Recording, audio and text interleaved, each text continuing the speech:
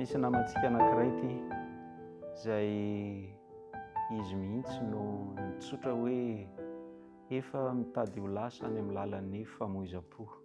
Manana ratram-po izy ary tsy fantatritsika izay tena zavatra miseho fa Andriamanitra malala dia Iva-tio, izay ny anarany.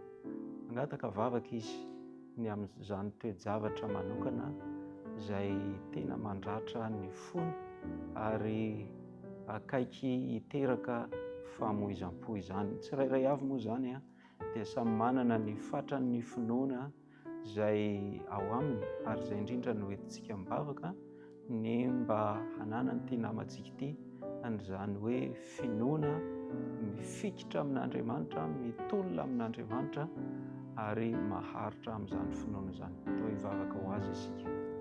Andriamanitra misy namanay ity izay matsiaro maratra ny fony ary matsiaro malemy manoloana an'izany ary efa akaiky hamoy fo. Andriamanitra mamela ny elony ianao, mamindra fo aminy ary asehoy azy fa ianao dia Andriamanitra lehibe izay mangataka aminy manao hoe anaka atolory ahy ny fonao.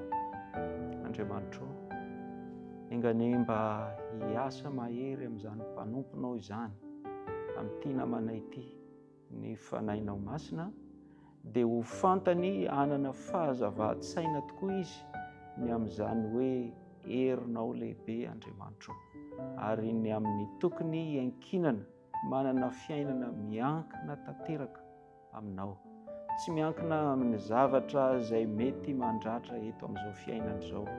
Angamba mety misy olombelona izay niankinany fony, angamba mety misy zavatra na toe-javatra na mety zavatra momba izao fiainana izao izay tena nanankinany iny fony.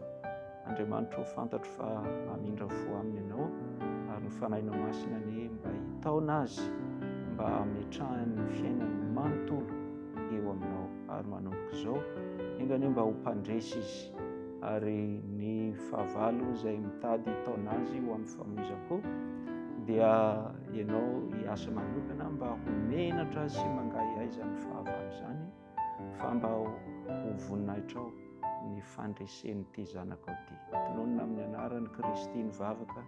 Amen.